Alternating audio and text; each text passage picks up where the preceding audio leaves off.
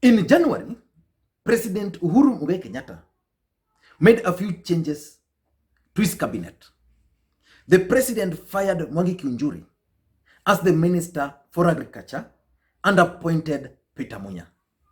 The president also brought on board Mutai Kagwe as the Cabinet Secretary for Health and transferred Cecil Kariuki to another ministry.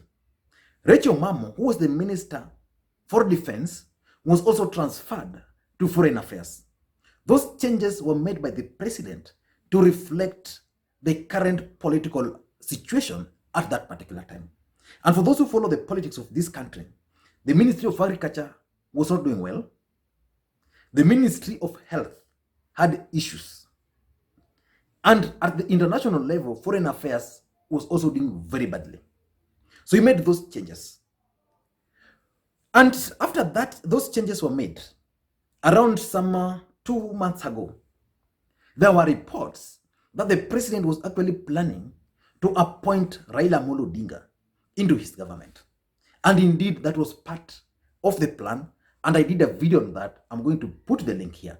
But that plan did not actually work the way these guys had actually planned it.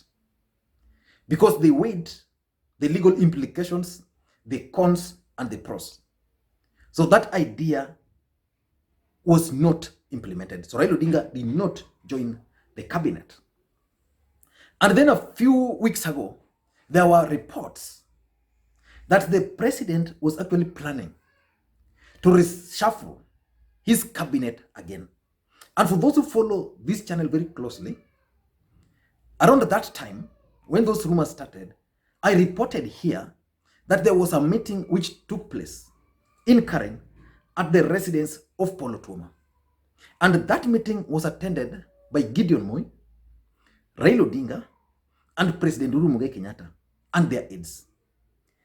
What transpired at that meeting still remain very scanty. But as a fact, the issue of the cabinet reshuffle was discussed at that meeting. And today, the Star newspaper, as a matter of fact, those who are smart read Star newspaper. The Star newspaper carried a headline story about a cabinet reshuffle, which is likely to happen anytime from now. And they listed the people who are likely to be appointed to that cabinet. So today I want us to look at that cabinet, not really that cabinet. I want to look at why Gideon Moi, if there are plans to make him the president of the Republic of Kenya and to make him a cabinet minister, why he should not agree to such schemes.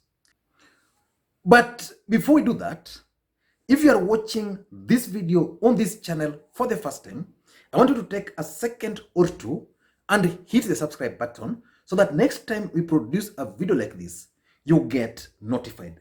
Because at the end of the day, politics determines our future. And what we do on this platform is to analyze politics in a way that no any other media can do. Now back to business.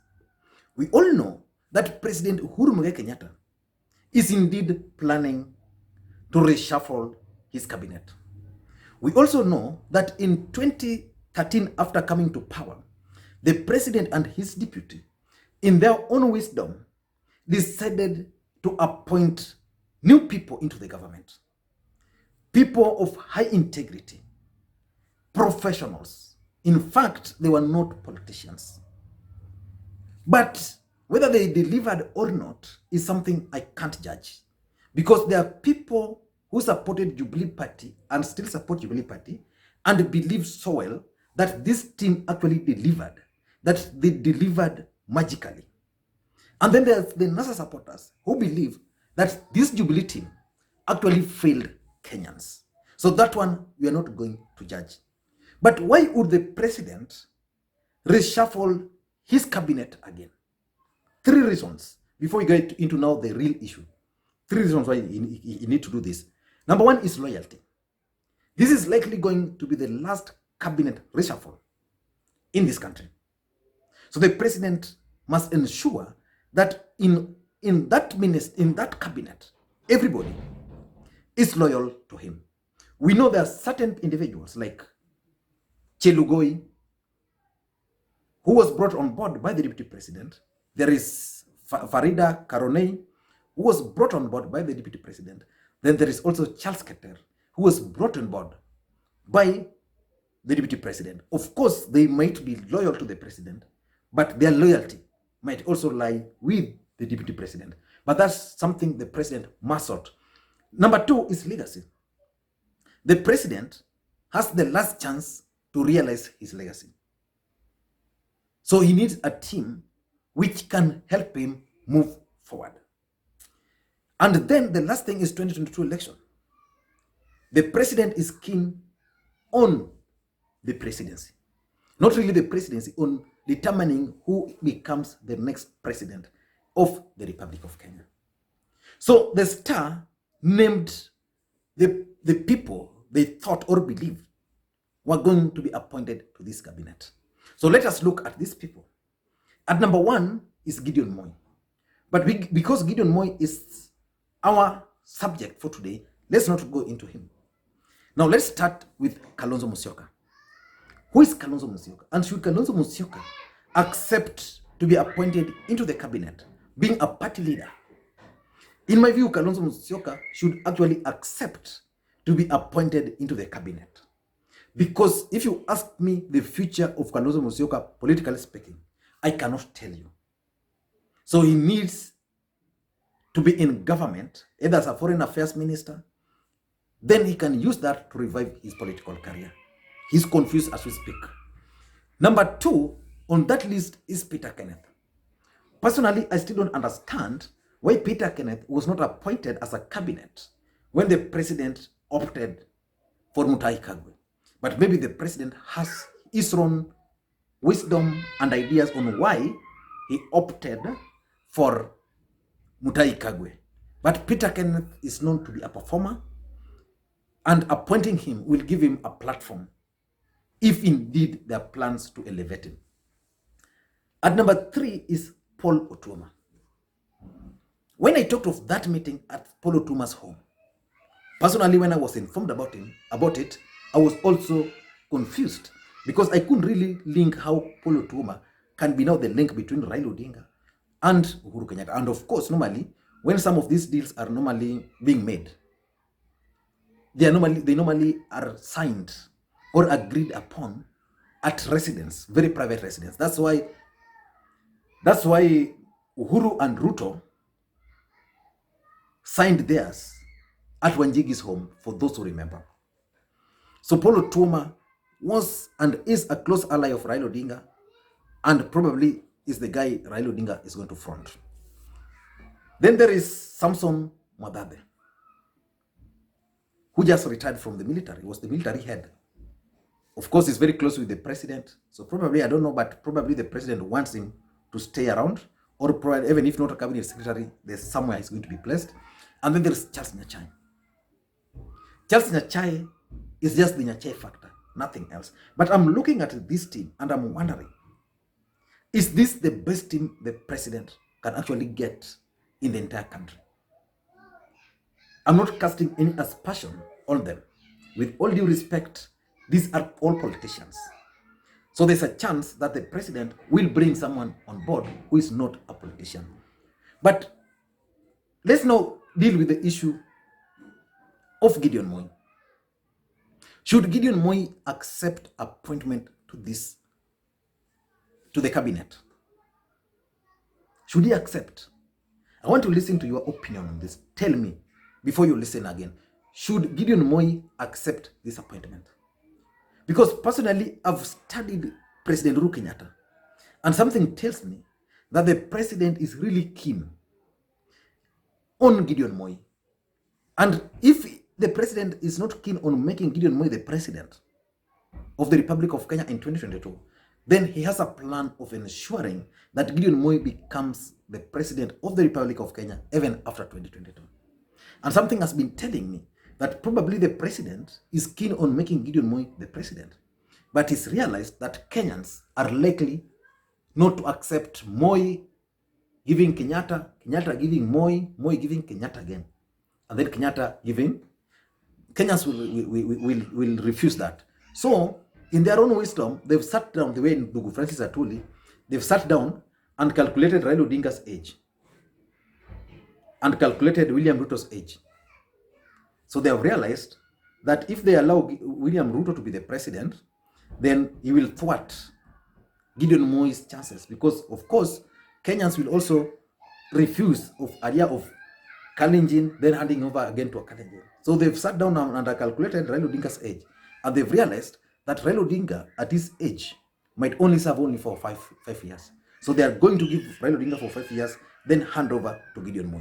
Assuming that's the case and the president is serious with handing the country to Gideon Moi, should Gideon Moi accept this appointment?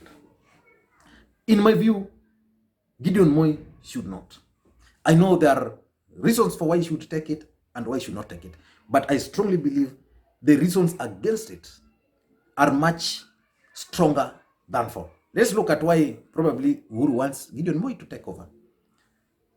National profile. If Gideon Moi today is appointed a cabinet secretary, for example, roads, then he can use that to traverse the entire republic.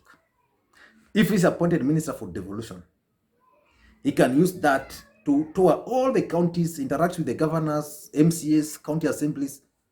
So cabinet will give him a profile. Take the case of Makwiny Kiunjuri. When he was a cabinet secretary, he would go to Kericho, he would go to Sori, he would go to Mombasa, he would go everywhere using that platform. And he had a platform, and most Kenyans believe Kiunjuri was headed for a political office at the national level. So that one is the first reason. Number two, it provides him with a national tour. Apart from giving him that platform, there are tours. He can, if he's someone like William Ruto, for example, he can use any ministry, whether sports, whether what, he can use it to tour the entire republic. And lastly, he can use them also to showcase what he can deliver to Kenyans. But I strongly believe that it's not in the best interest of Gideon Moi to take up this appointment. Why am I saying so? Only 3 reasons. Number one, Jubilee Party and Jubilee government, if you ask Kenyans today, has not delivered. Jubilee has failed. So Jubilee has a baggage. So if Gideon Moi is to take, or was to take the appointment, he was carry all those baggage. See what is now happening to Raila Odinga. Jubilee, corruption in Jubilee started a long time ago. Today, people like Kipchumba Murkomen can talk of Capitol Hill being a laundry for cleaning politicians. Well, these are the same people who are, for example, people like Kipchumba Murkomen benefited from NYS. And that NYS, when they were doing that, Raila Odinga was telling them, no, this is a scandal.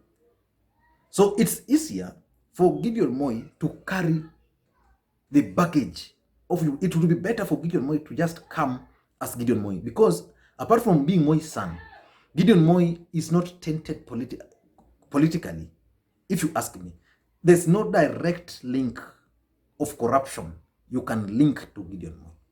So if he joins this government, he will carry all those burdens. Number two, Gideon Moi is the party leader of KANU. And that's simple and means a very simple thing. As a party leader of KANU, for him to take up the role of a cabinet secretary, Gideon Moi will be forced to resign. If he resigns, who is going to take over the leadership of KANU? And because we are in politics, probably the president would want him to take over. Once he take over appointment, then someone is appointed to caretake for him. Then you never know in politics. Power will get into the heads of that guy. That guy will run the party. Look at what is happening to Ford Kenya.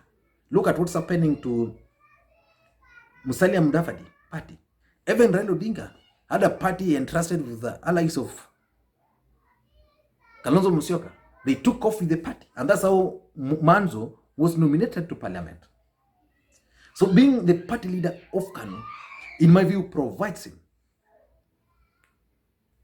with the opportunity to be viewed politically as a party leader. You know, when you are a party leader, it's totally different from when you are a cabinet secretary. And lastly, appointment to the cabinet will confine Gideon Moi to an office. It would be very simple like that. Gideon Moi will now be confined to an office. So if he will be appointed for the Minister for Treasury, he will be confined to that. Minister for Land, he will be confined to that. So anytime he's walking around, he will have to work as a cabinet secretary, holding an office. So he can't go to an area and then start challenging, for example, the member of parliament for that area. And even if there are certain things which are not good for him, then he can't talk, he can't take a stand. He will take a collective stand as a cabinet. I don't know what you think, but in my view, the president has very big plans for Gideon Moi. But appointing him to the cabinet is not the right move for him. Let me know what you think. And by the way, I'm following up on the issue of Anne Waiguru's impeachment, just waiting to see how it's going to unfold. Thank you guys, and please don't forget to subscribe. Don't forget to visit our website, which is vuguvugu.com. vuguvugu.com. Always visit it. We update it now frequently. And then also, requests I always make. Help me create interactions for the videos here. How? Give the video a thumbs up if you like it. If you don't like it, just give it a thumbs down. It helps me understand the contents which you like. And also, drop your comments. Thank you guys, and please may you have a good day.